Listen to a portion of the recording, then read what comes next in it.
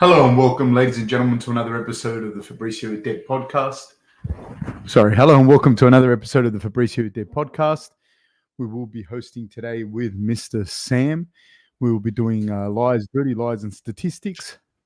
Let me see if Sammy can hear me. I just ran up here. My daughter's first day of preschool. Just made it back. Just a second, guys.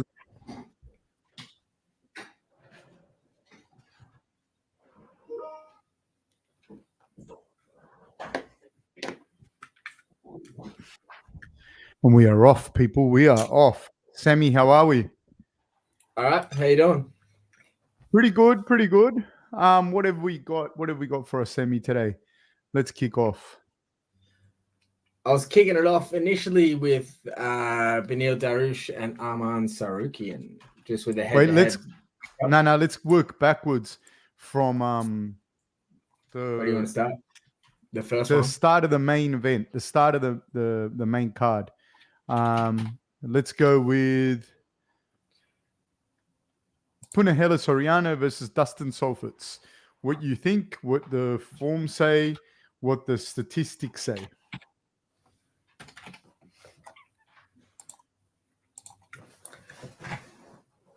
Yeah, so on the left, you've got Soriano and then Stoltzfus on the right.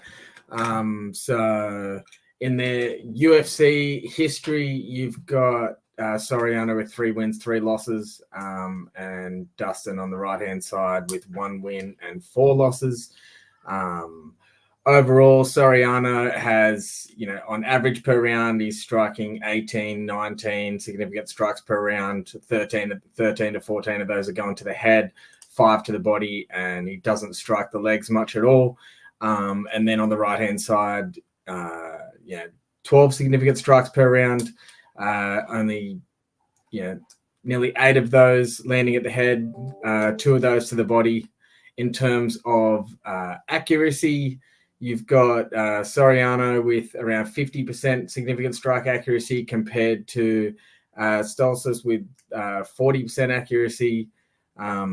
Soriano has higher accuracy. He's got lands more, also ground strikes in that as well. He's landing more significant strikes on the ground. Thrill House, how are you, sir? We are live, sir. We are live. Sammy, how many shots does Stoltzfus take? What's his defense like? Because this is going to be a big thing. The way I see this fight, it's not just on the breakdown of statistics. I think that Soriano is actually a guy that is a massive underachiever, in my opinion. He's a big hitter. He hits really hard. He's got a good chin, and he's a very good wrestler. He's a very, very good wrestler with very good takedown defense. And whilst the combinations that he has make him, you would think like they're the backbone for a very formidable fighter, in that he has great wrestling, good judo. He's a brown belt in judo, so he's got good understanding of submissions as well. But his ability to wrestle, and especially that folk style collegiate wrestling, is really, really good. And he's a good striker, good boxer. He just can't seem to put it together properly when facing some of the better guys like that he's faced. Not necessarily world beaters, but look, Brendan Allen is very good. He went to a decision with him, which wasn't really that close. Brendan got the better of him. Nick Maximov was a split decision win for Nick Maximov, which Nick Maximov did win that fight, as in I do think Nick won it, but I think that Beneil did land some big shots. I'm a big fan of Beneil, actually. I'd love to see him do better. Against Dolce, that fight, I believe that Dolce hadn't won many fights at that point. And then he fought Roman Kopylov, who's a real dark horse in that division. I think Roman Kopylov, I don't know if he'll be the champion.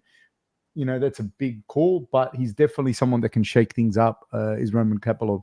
So he's had a few, and that was a bad loss for him. So he's had a few tough fights in that respect. But then he has a TKO win over Dusko Todorovic, who's a very solid fighter. He's a solid fighter.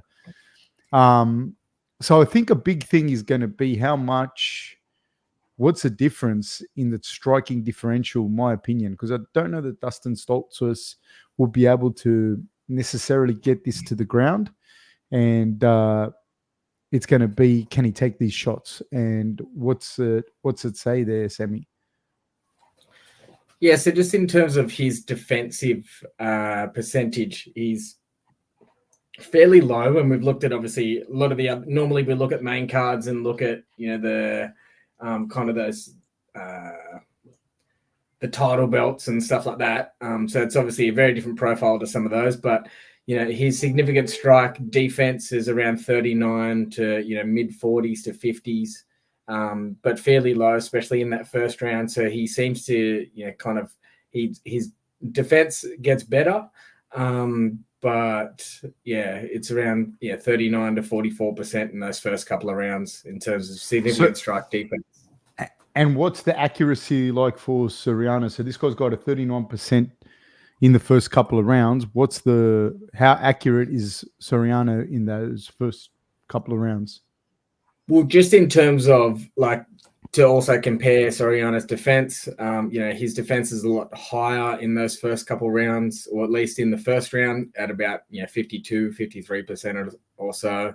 And head strike defense is around 65%, so even higher. Overall, his accuracy overall is higher, like Soriano's is also higher than Dustin's as well. Yeah, and I see that being a big problem for Stoltzfus versus Soriano in this particular fight. Stoltzfus is a win over Dwight Grant, but then he's got a loss to Magomedov, which was in 19 seconds in Paris, France. He's got a loss to Meerschaert by submission, rear naked choke. He's got a loss to Rodolfo Vieira by rear naked choke. And he's got a loss to Kyle Daukaus by decision. Having said that, he's got an impressive win over Joseph Pfeiffer in, I believe, name only, because I do think that was a bit of a freak injury. I don't think he beats Pfeiffer under any other conditions. So I think that it's a good fight for Soriano. I don't think that Stoltzfus is going to be able to defend all the head strikes coming. It's a 3-round fight, obviously. So I think that Soriano is going to be able to do enough. I don't think that the grappling differential is going to be enough, if at all, for him to be able to pull away from Punahele. And I think that what's going to happen is early in the fight, Soriano is going to land some big bombs. Stoltzfus is going to be hurt. Whether Soriano puts him away or not early, I don't know. It could well put him away. I don't know if I'd bet on that necessarily, but I'm going to bet, if I was to bet, and I'm not telling you to bet, I'm giving this disclaimer, I'm not telling anyone to bet. I take no responsibility for this. But if I was going to bet, I would bet that Soriano will win. Whether he wins a decision or a stoppage, I don't know. But I'd say that he'd win, because I don't think that Stoltzfus has the grappling to out-grapple Soriano. I think that the power in Soriano's hands is going to be enough to either hurt or stop Stoltzfus. I don't think Stoltzfus has the same kind of power at all coming backwards. He's got one KO win that I can see here on his record to Jonas Bilstein in a German MMA promotion, German MMA Championships. That was in 2019. But other than that, he's got nothing but losses, except for that win. He's got a couple of wins. He's got by submission and whatnot, but he's not a big puncher. Soriano is a big puncher, and he's also a good grappler. And I don't think Stoltzfus is anywhere near the offensive grappler that is Maximov. Maximov basically would go out there and folk style wrestle people. And so I don't see him being able to do that to Soriano whatsoever. And I see Soriano at some point catching him enough to at least win the first round. And at least he'll still have the power. And as you saw, the strike differential is in Soriano's favor with the power advantage as well. And that still carries over into the second round statistically as well, as we just saw. So at the very least, Soriano is going to win 2 out of the 3 rounds, if not get a stoppage. And I don't think that Stoltz versus Grapplings is enough to be able to put him away. So I would bet on Soriano to win by at least by decision. I just bet on him to win. I wouldn't be able to say to you 100% he's going to win this by knockout. What do you think, Sammy? Yeah, it's quite interesting because of Soriano's the 3 wins that he's had in the UFC. They have all been by knockout. But as you said as well, like he's like strikes quite hard as well. He's got, he lands 13.5 head strikes per round on average, which is also almost double what Stoltzfus is landing at 7.5 head strikes per round as well. Accuracy and everything is higher for Soriano as well. So, yeah, I'd have to do the same with Soriano. All right. Awesome. Let's move right along to Sean Brady versus Kelvin Gastelum. Interesting matchup. Really, really interesting matchup. I think that a lot of people probably overlooking Sean Brady because he had that loss to Bilal Muhammad. Remember the name? And it's such a funny nickname. Now, Sean Brady, though, he has beaten. He's got some solid wins, but he's undefeated other than that, and he's got some solid wins. Michael Chiesa, but Michael Chiesa is a bit of an older Michael Chiesa, in fairness. Jake Matthews is a solid win, and he won that by submission, arm triangle choke in the 3rd round. He's got a win over Court McGee. That's a little bit of an older Court McGee as well. And Christian Aguilera and Ismail Nordev. He's got wins over both of those guys. But more recently, Jake Matthews and Michael Chiesa before the loss to Bilal Muhammad.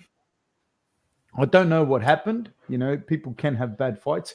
I really think that he kind of underperformed in that fight, and Bilal did really well in that fight. You know what I mean? I'm not taking anything away from Bilal. I think Bilal fought really, really well, and I think that Sean just wasn't himself. This is an interesting thing with Sean on the ground as a ground fighter. He's got a reasonably recent win against Craig Jones. Now, it was by decision. I don't really care how that happened. I don't even care if it was a referee robbery or whatever. If you are an MMA fighter and you have a 10, 15, 20-minute roll with Craig Jones and Craig Jones doesn't tap you, that's a win. Like, that's some real high-level grappling. It really is. Like, if you haven't been around people like that level of grappling, it's that level of grappling will blow your mind. And so for Sean Brady to be able to hang with someone like Craig Jones, that's a very, very interesting kind of resume to have, as well as the other wins that he has. And he's had other wins in pure grappling competitions as well. Then on the other side of this, we have Kelvin Gastelum. And interestingly enough, Kelvin Gastelum they're both the same height. And they're basically the reach is more or less the same. I think Gastelum's 71.5-inch reach and Sean Brady has a 72-inch reach. So it's more or less the same, which is very interesting. Because I will say this, Kelvin Gastelum can crack. He can really crack. And he's got a chin on him, never been stopped by strikes as far as I can remember. And he's fought the who's who. Like, he's fought the who's who. Like, he's fought some big hitters in that division. Israel, Till, Whitaker, Cannonier, and never been stopped. And the thing is, they've dropped him bad. They've dropped him really bad. All of those guys that I said, I don't think Till dropped him, but Israel dropped him. Israel almost killed him. Like, when people talk about the fight with him and Gastelum had really good moments. I'm not an Israel fanboy, man, but I'll call it how it is, Like, Israel had, like, what's his name? Gastelum had some really good moments against Israel, but they were good moments, like almost fleeting moments. Whereas Israel almost killed him, dude. Dropped him like a bunch of times. But Israel couldn't stop him. Till, Whitaker, Cannonier, all these guys hit hard. They couldn't stop him. But having said that, from 2019 through to 2023, so April 13th to April 8th, 2019 and 2023 respectively, Gastelum has won 2 fights and lost 5. All right, this is telling. And the last fight that he fought and won, which was against Chris Curtis, who I rate. There was in the second round, the first round, I think Chris won it. There was probably a swing round in there, whatever. But there was a massive head clash, and Chris got dropped, and it looked like Gastelum had caught him. That's what gave Gastelum that round.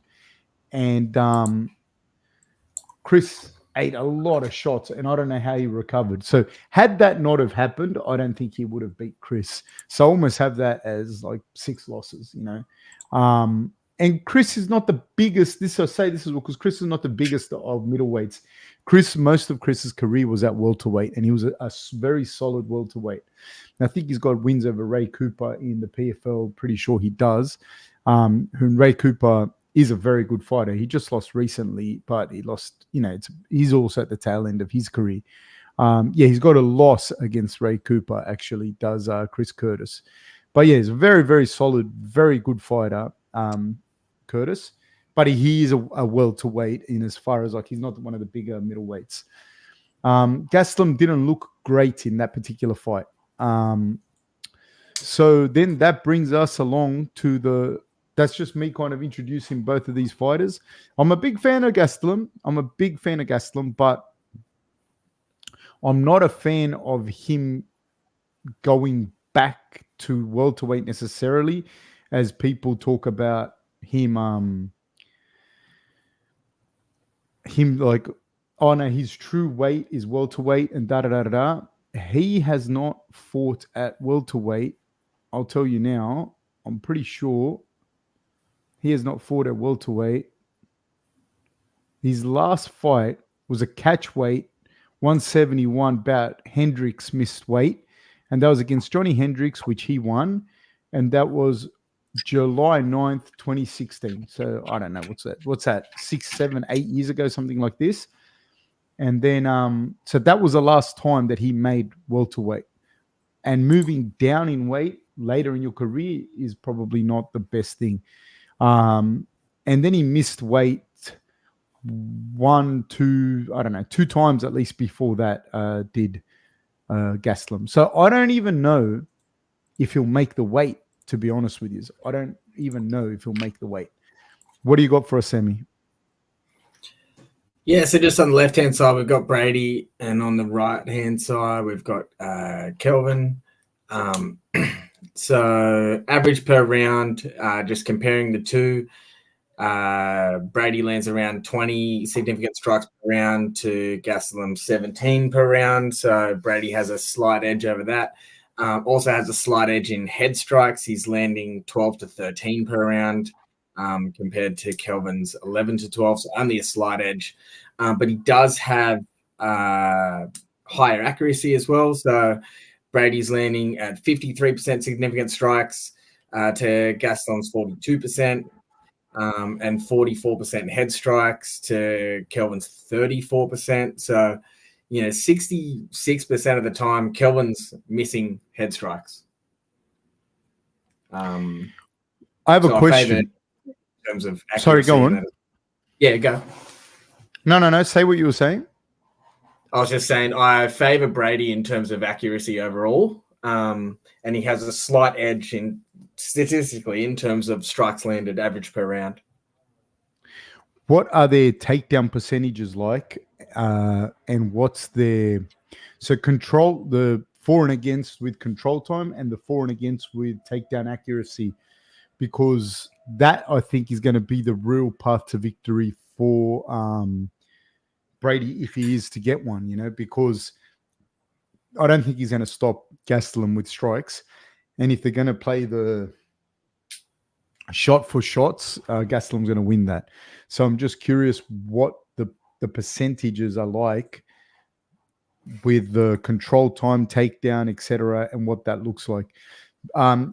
If anyone remembers when he fought Chris Weidman and they grappled, Chris Weidman did finished him with an arm triangle. And I think that was the first time that he'd ever been finished, was against Chris Weidman and I think it's the only time he's ever been finished. And it was by Weidman with an arm triangle choke. So I do think, no. I do beg your pardon, by Jack Hermansson with a heel hook.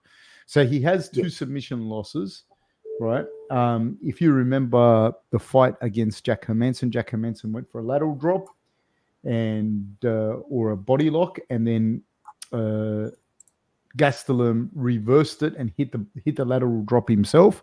And in that scramble, Hermansson got in underneath and hit the heel hook and whacked it on straight away.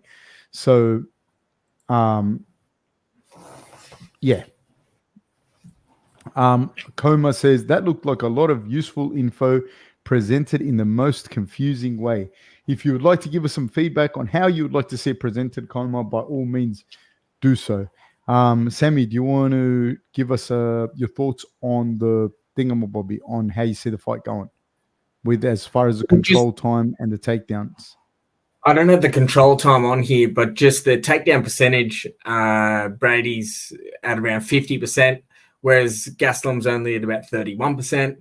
And then also just on the ground as well, Brady's landing at around 2.25 strikes per round, whereas Gastelum's only landing like 1 strike per round as well. What's Gastelum's takedown defense like? Round by round, his takedown defense is around 58%, 52% in the second round, and third round he averages around 75% defense. What's it like at the start? At the start of the fight, the first round? 58% takedown defense. Do you have something what that is like compared to some of the other guys, like some of the other better middleweights or better welterweights? What 58% looks like? Because I think for me, the path to victory is going to be whether or not Sean Brady can get this fight to the ground.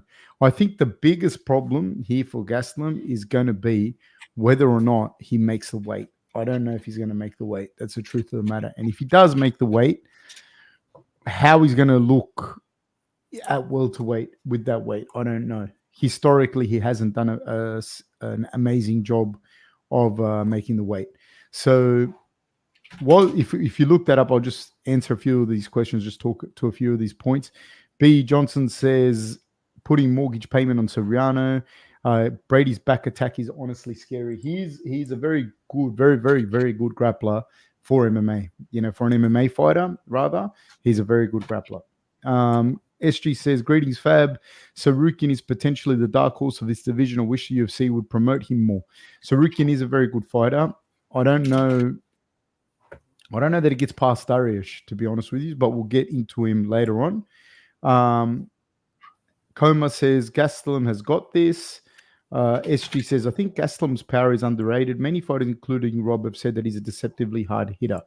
I don't think that his power is underrated at all. I think that's the thing that he has, really, is that he can crack. That's always been a thing. So he's got big knockouts, so like over Kennedy, over Bisping. He's cracked people. He'd actually, until the point that he'd fought Weidman, and including Weidman, he'd dropped every single middleweight he'd fought up until that point. So no, I don't think that it's underrated at all. Cooper Marion says, did you watch the boxing last night? No, I only watched Matthias fight.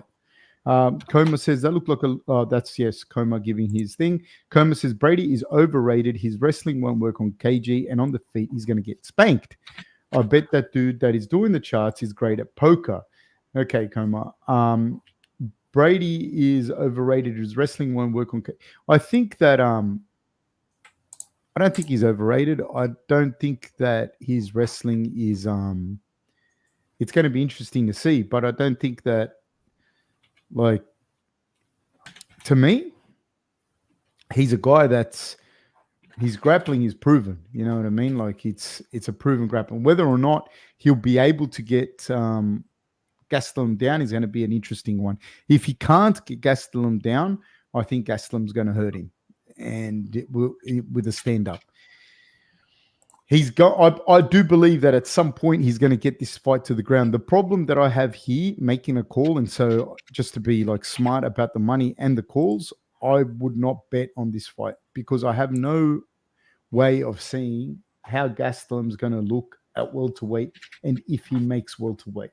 Well, I'm not here to just make picks just for the sake of making picks. I'm just telling you which fights I would bet on. You know what I mean? I'd bet on Soriano. I wouldn't bet on this fight. One, because I don't know what Gastelum's going to look like. I don't know. I think that there's two very different things that could happen here. Brady could get Gastelum down, and he could win.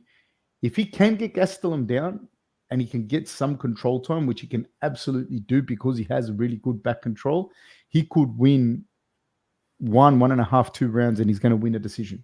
Do you know what I mean? And although Gastelum's takedown defense gets better as the fight progresses, he has been taken down. He has been controlled early in matches by Jacare, by Weidman. These guys are top of the range, top of the food chain grapplers.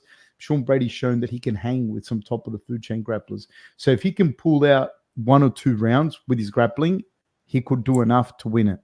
You know, Gastelum's takedown defense does get better as the fight progresses.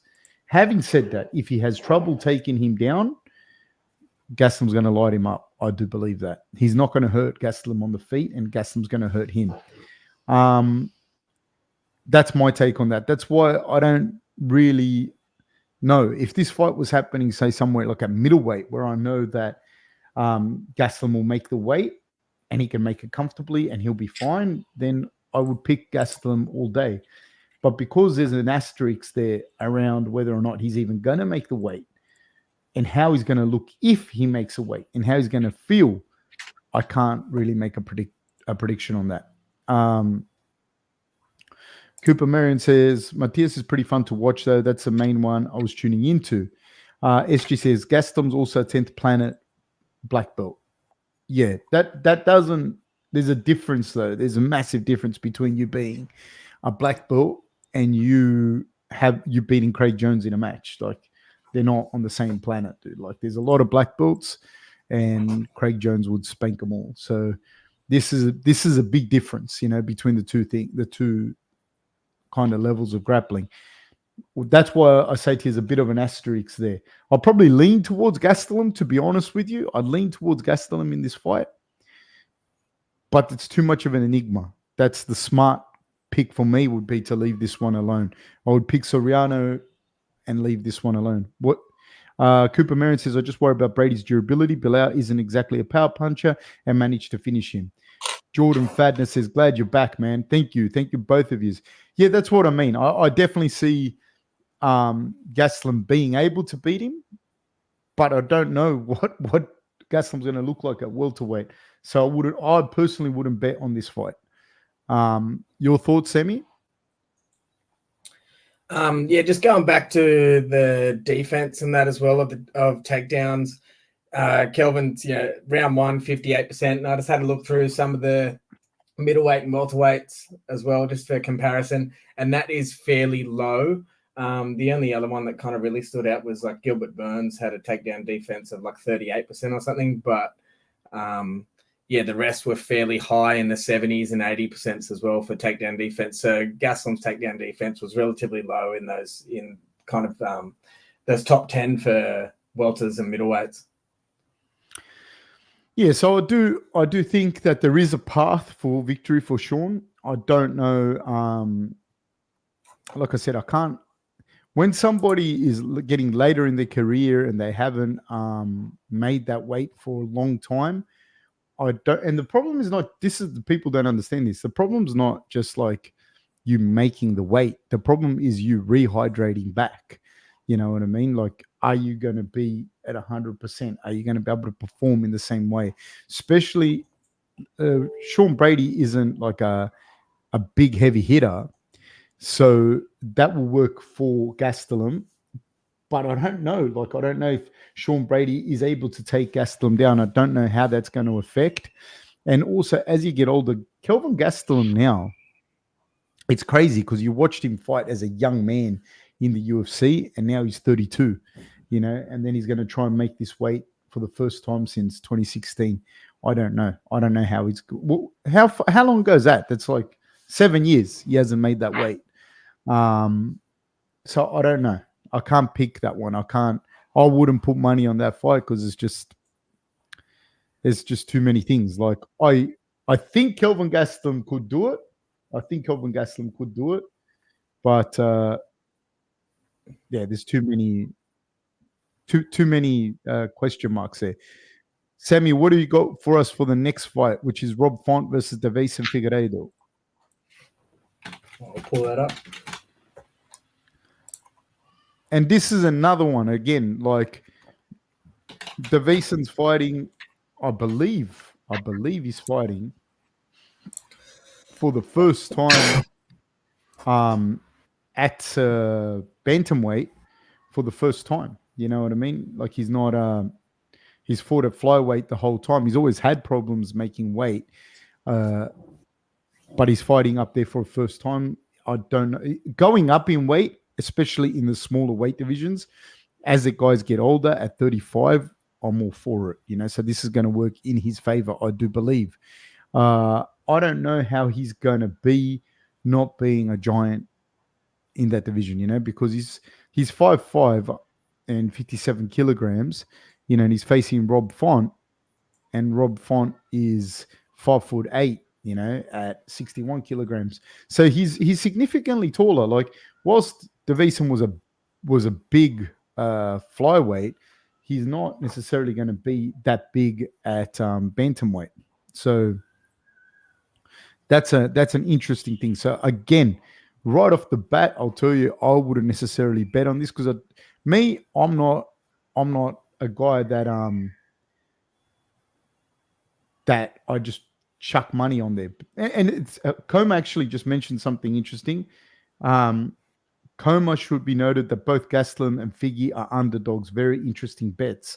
Yeah, because of the stuff that I'm saying. Like you don't know what they're going to look like at that weight, and they don't have it's a little bit different, but Figgy doesn't have the same advantages that he did at flyweight, though. He was a big flyweight and he made his money off being the bigger guy. So yeah, I don't necessarily I wouldn't bet on this either because there's too many unknowns. That's why I look at the statistics so that I understand what I'm looking at, and I'm not just going, I feel in my heart that so and so is going to win because whatever reason. Like you have to look at the statistics and you have to look at their form and you have to look at their form against similar type of fighters and try and make an intelligent decision. That's why I say to you all the time, the best bet to make in MMA is the lowest women's weight division, the fight going to a decision. Or if you know one of the girls is better than the other one, bet the house on her because the chances of the other girl catching her with a knockout are very, very slim. And I think it's upwards of 60% that those fights go to decision. Do you know what I mean? So that is a smart bet to make. I'm not into just throwing money, and you may as well go play fucking roulette or the slots. I think if you're going to bet, you should understand what you're betting. You know what I mean? So that's how I feel on that. So, Sammy,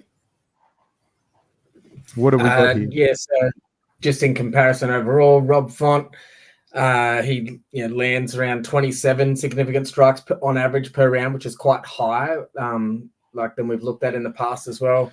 Around 20 of those are strikes to the head, 5 to the body, and 2 to the legs. In terms of accuracy, he's running at about just under 50%. For total strikes and a little bit lower again for significant strikes, around 40% for head strikes and 77 and 84 for body and leg respectively. Where is it? On the other side of the coin, he's got 14 significant strikes, so 14 compared to, high 20s, only 9 of those head strikes, almost 4 strikes to the body and 1 to the legs. But his accuracy is quite a bit higher, where he runs at around 55% accuracy for significant strikes, 48% for head strikes, and 76% for body and leg strikes. So, in a nutshell, who's landing with a higher accuracy? Higher accuracy goes to Figueiredo, but Rob Font has much higher average strikes per round. Almost doubling significant strikes landed per round, and does double strikes to the head. So he doubles the numbers, but he hits with less accuracy, but he hits more significant strikes per round than Figueiredo. Yeah, much more. So, 27 to 14. Okay. Who would you pick in this fight? Purely based off the stats, I'd go with Rob Font on this one. I'm going to go with Rob Font, although there's a few. I don't know what Figueiredo is going to look like at bantamweight. I just think that his body of work at bantamweight is very good. He's got wins, just to put in perspective, he's got wins over Sergio. So he's fought who's who here. You know what I mean? Like, I'm not going to go over every single person that he's fought in the UFC, because he's been there since 2014. But he's got some big wins and he's got some losses, but he's got some losses that have gone to decisions. Like, he's got lost, and he got beat. Like, he got beat in those losses, but still, he's fighting some really good fighters. Adrian Yanez's fight, Adrian Yanez's got really good hands at that weight division. He's got the win over him as well. Corey Sandhagen absolutely out-wrestled him and out-grappled him. I don't see...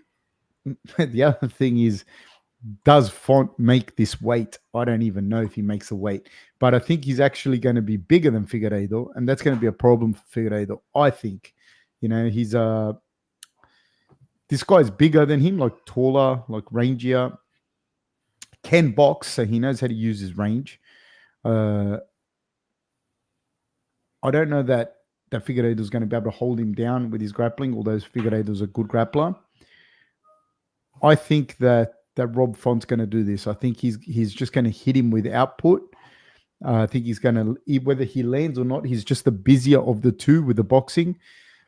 And he's going to be able to pull away. Whether Figueiredo can get a takedown in there or not, I don't think Figueiredo is going to stop him unless he just catches him. What do you think, Sammy? Yeah, I do think just total.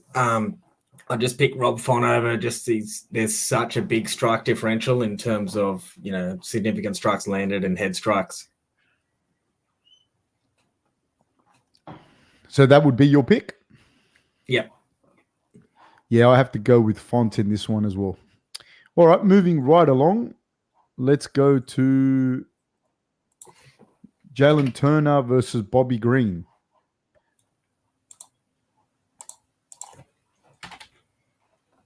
What do you think, Sammy, out of the two? Yeah, quick look at them. I'm going to tell you. Yeah. Wait, before maybe if you want to get your numbers up in a sec, I'll just kind of give an intro into both guys and what I think while you get the numbers ready. I think Bobby Green is good. He's a good fighter. He's a solid fighter. I'm actually a fan of him. I've met him a few times. I like him. I just don't think he's a kind of underrated fighter, even with the Faceev fight, especially when you see striking, he did really well. But I think that Jalen Turner is just a little bit too big, a little bit too long, a little bit tidier than Bobby Green. And I think that he'll get it done. Like, I think his body of work as well, Jalen Turner, he's much younger as well. He's almost 10 years younger. And he has a split decision loss to Dan Hooker, which split decision. It was a crazy fight. That was a very close, crazy fight. 3 rounds of mayhem. And then he had a split decision loss to Gamrot. And Gamrot is very good too, So And then he's got wins over Brad Riddell, Jamie Malaki, Uros Medic, Brock Weaver, Joshua Kulibau. I don't think he's got a decision loss to Matt Favola as well, and a decision loss to Luque at welterweight. I think when he did step up against Gamrot and Hooker, whilst he lost those fights, they were a step up from the guys that he fought before, and they were both split decision losses. So I do think that he's definitely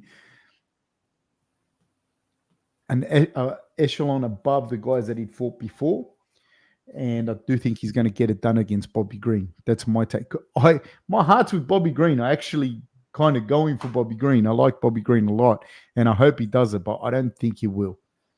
Thoughts? Yeah, so just comparing the two. So on the left-hand side, you've got Jalen Turner, and on the right, you've got Bobby Green.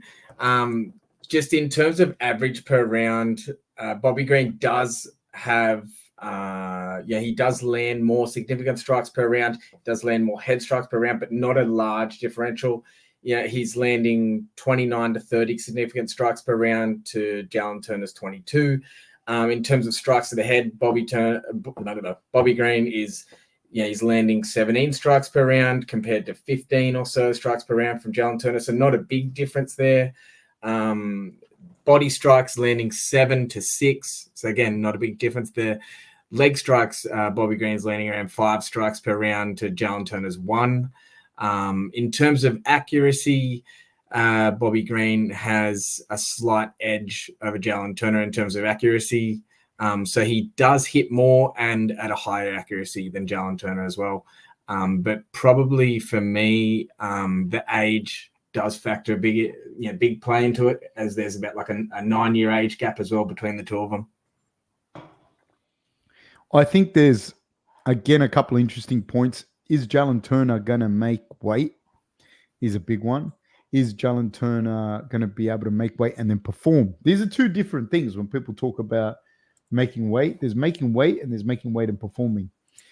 I think that let's assume that he's going to make weight, and let's assume that he's going to make weight and perform.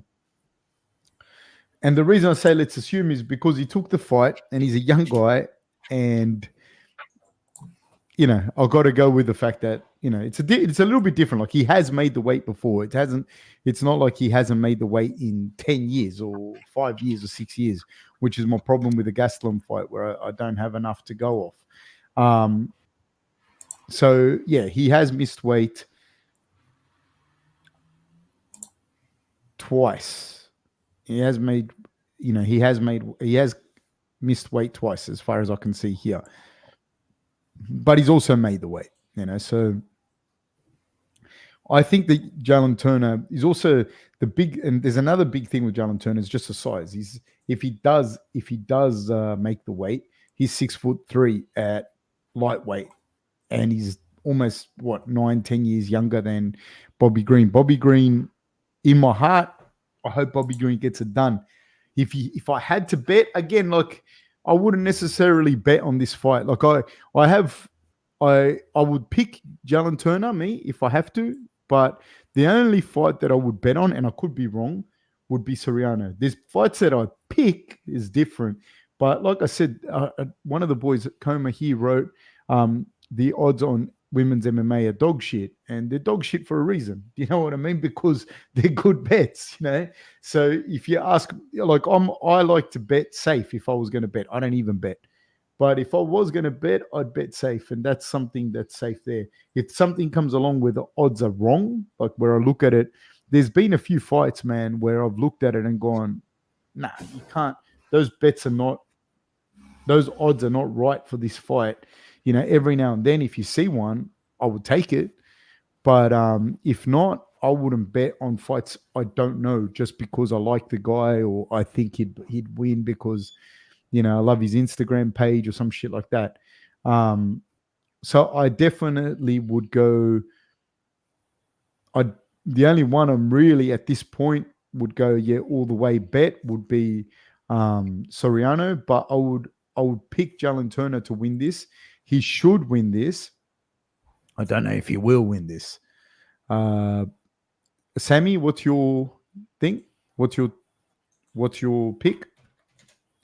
Like purely just if we just compare the numbers for their historical UFC fights, Bobby Green does have a slight edge in terms of average landed and his accuracy, but I also consider the age into it as well. 9 years is a big difference between the ages. We've looked at this in the past as well. There is a statistical difference with fighters that are actually competing when there's someone that's 10 years younger than them and that as well. And the younger one does have an edge.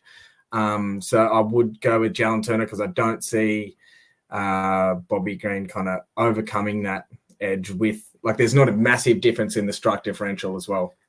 He does have a slight edge in average landed per round and accuracy, but not enough, I don't think, to overcome that edge in their age difference as well. All right. What do you think then? Let's move over to the main event. I'm looking for the odds for the actual main event. Can you look them up? I want to make sure that I got it right. I could be wrong with what I'm looking at here. And it looks to me like the odds that have been set that I've just found now let me see. It says that the odds are plus 225 for Dariush and minus 278 for Tsarukyan. Is that the same thing you're finding, Sammy? And if anyone sees different, please let me know. I'll just have a look.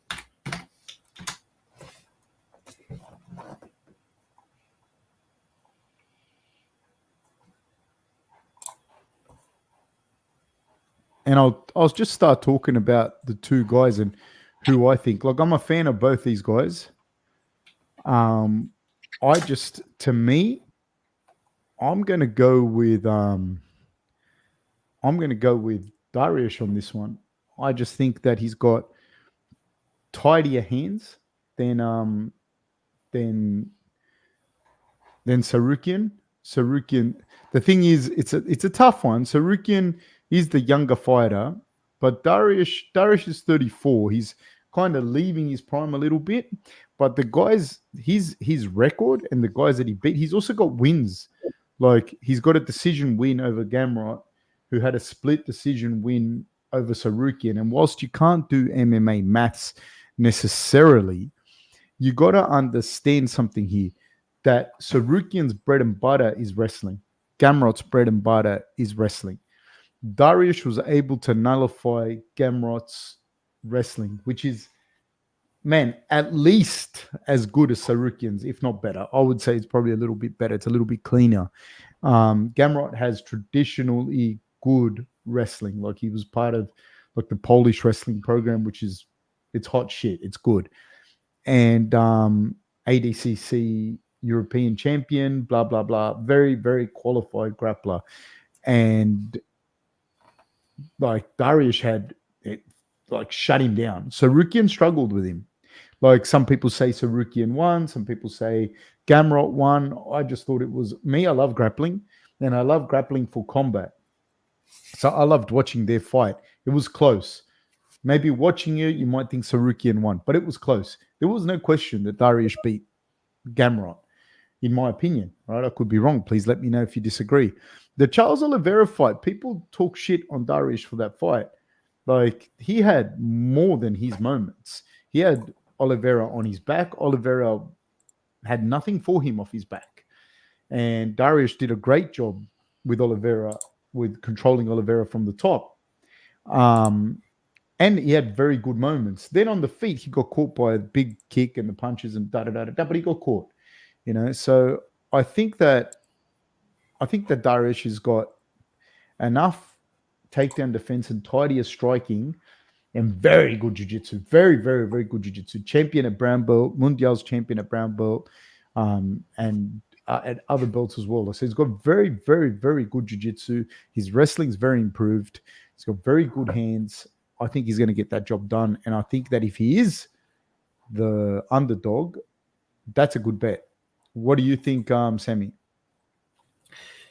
Yeah, like, similar comparison between the two of them. On like, Beneil has, he lands significant strikes around 17 per round.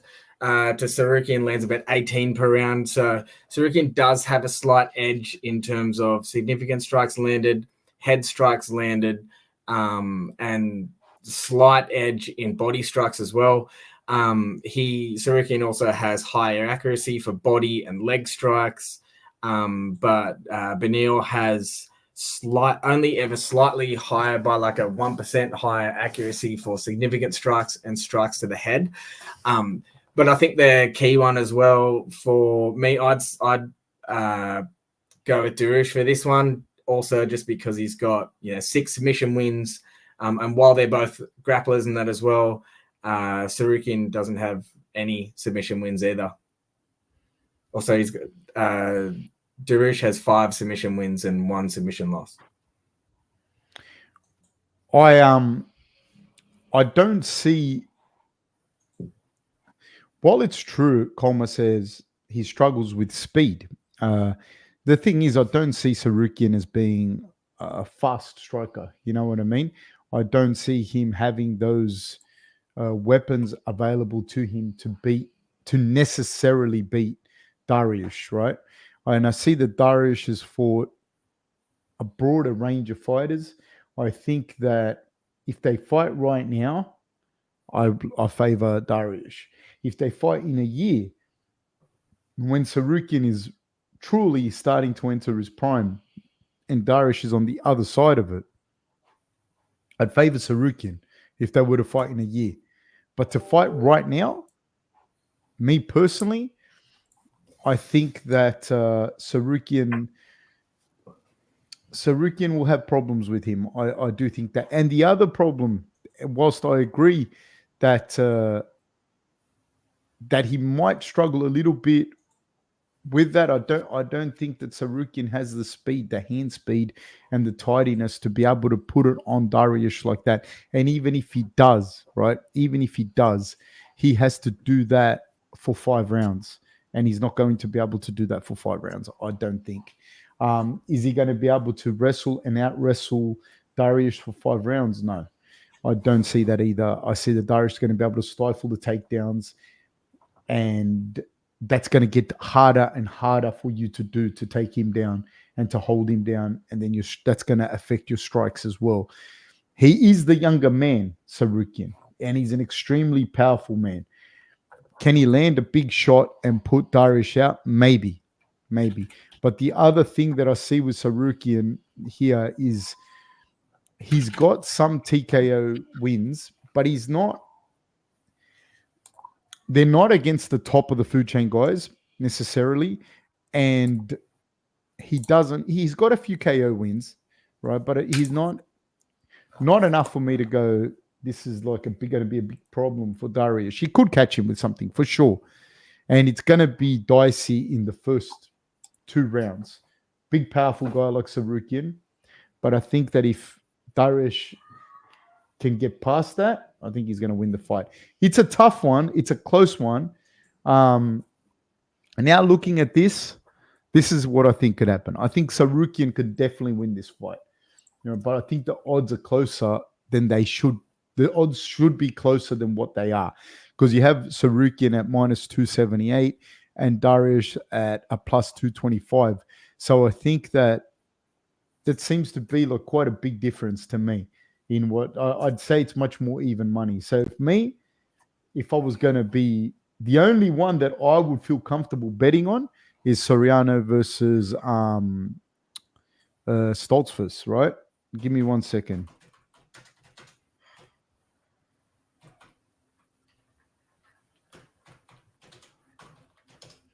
Right, that's the one that I would bet on. But Punahalo Soriano is -275 and Stoltzfus is +200. That to me is weird, because like that's almost the same odds that you're giving for the other fellas. It's like similar odds that you're giving for Dariush and Tsarukyan, even bigger odds for those two. So I would bet on Dariush if you want to like bet on someone that I think that's a little bit off. And as a safe bet, I would bet on Soriano but he's minus 275. You know what I mean? That's going to be tough odds. You know, like as in like then you're not going to, you know, you have to put up a lot of money to win.